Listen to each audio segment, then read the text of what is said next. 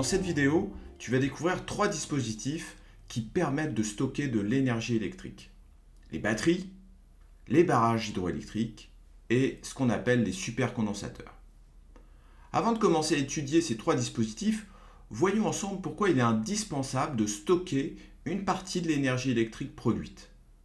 Précédemment, tu as vu qu'il existait de nombreuses façons de produire de l'électricité sans avoir nécessairement recours à la combustion. Mais on doit en permanence adapter la quantité d'électricité envoyée sur le réseau à la quantité consommée par les usagers. Alors pourquoi l'électricité est-elle aussi consommée de manière fluctuante? Eh bien, voyons ça à l'aide de 2 graphiques. Commençons par observer le graphique qui est situé à gauche, qui nous montre l'évolution de la consommation journalière au cours d'un mois. Alors, sur la courbe bleue en bas, tu vois l'évolution de la consommation électrique au cours du mois d'août, et sur la courbe orange, tu vois l'évolution de la consommation électrique au cours du mois de février. Les points situés à gauche correspondant au début du mois, puis les derniers points correspondant à la fin du mois. Déjà, tu peux noter que au cours du mois de février, la consommation électrique est largement plus importante qu'au cours du mois d'août. Ça, c'est évidemment pour des problèmes de chauffage. Au mois de février, les températures sont plus basses qu'au mois d'août et donc il est nécessaire d'utiliser de l'électricité pour se chauffer. Ça, c'est le premier point. Donc on voit que d'une saison à une autre, les consommations électriques sont largement différentes. D'ailleurs, si on regarde les axes des graphiques, on voit qu'il y a quasiment un facteur 2 sur les consommations électriques entre ces 2 mois. Et puis tu vois que d'un jour à l'autre, eh bien, la courbe n'est pas horizontale, elle subit des fluctuations, et là aussi, ça va nécessiter d'adapter la production d'un jour à l'autre en fonction des besoins. Et c'est même plus compliqué que cela, puisque au sein d'une même journée, ici on a choisi le dimanche 18 novembre et le mardi 20 novembre, tu peux voir que, alors pourquoi un dimanche et un mardi? Parce qu'il y a un jour de la semaine, le mardi en orange, où tu vois que la consommation est quand même plus importante que le dimanche. Ceci c'est dû au fait que en semaine, eh bien, toute l'activité économique est en fonctionnement et consomme de l'électricité, ce qui est moins le cas le dimanche.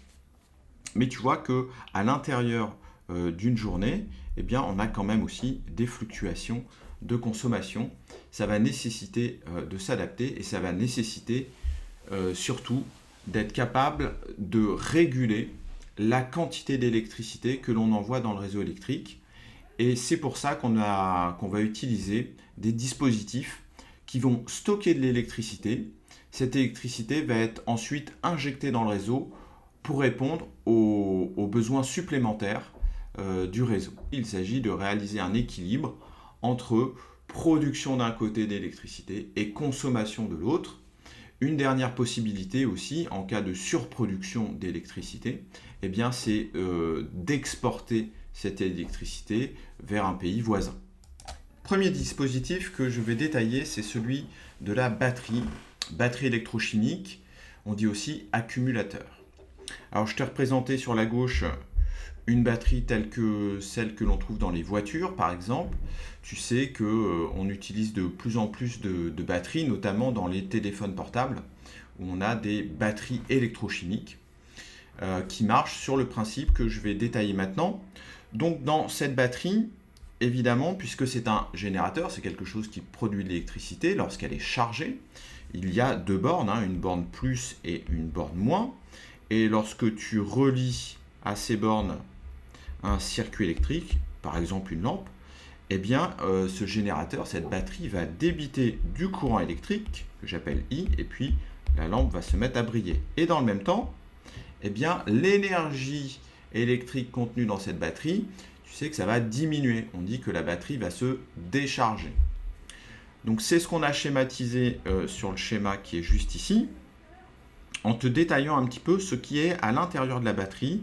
Bon, à l'intérieur de la batterie, il y a des composés chimiques qui ont la propriété de réagir entre eux. Donc il y a une réaction chimique à l'intérieur de cette batterie, ici, là. Et cette réaction chimique, elle produit des électrons qui sont envoyés dans le circuit qui est branché aux bornes de cette batterie. Ici, on a mis, tu vois, une résistance. Et les électrons, ils partent de la batterie, ils circulent dans le circuit et ils reviennent par la borne plus, parce que tu sais que les électrons, eh bien, ils vont du moins vers le plus. Et c'est le contraire pour le sens conventionnel de l'électricité qu'on appelle I. Voilà, mais ça c'est un détail. Ce que tu dois retenir, c'est que les batteries électrochimiques produisent leur électricité grâce à une réaction chimique qui s'accompagne de production d'électrons. Et ces électrons sont envoyés dans un circuit. D'accord ? Et donc, puisqu'il y a circulation d'électrons, il y a courant électrique dans le circuit. Et voilà ce qui se passe lorsque tu utilises la batterie de ton téléphone portable pour alimenter les circuits électroniques contenus dans ton téléphone portable. Et tu sais bien qu'au bout d'un certain temps, eh bien, il n'y a plus d'électricité à distribuer par ta batterie. On dit que ta batterie elle est déchargée. Et ensuite, tu mets à recharger cette batterie. Alors, comment ça marche la recharge ? Eh bien, la recharge, ça va consister à brancher un générateur à la batterie. Et ce générateur, c'est lui qui va fournir un courant électrique qui va redonner des électrons à la batterie. À l'intérieur, lorsque l'on recharge la batterie, on va utiliser un générateur, comme tu le vois sur le circuit ici, là, on va utiliser un générateur extérieur que l'on va brancher à la batterie. Et ce générateur, il va fournir un courant électrique qui va être reçu par la batterie.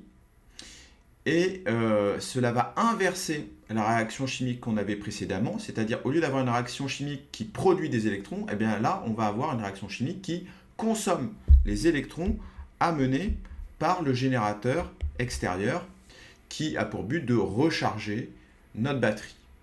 Donc finalement, la charge, c'est la réaction inverse de la décharge et on réalise ainsi ce qu'on appelle des cycles de charge. Donc tu sais que ta batterie de portable, elle peut se décharger, se charger à nouveau.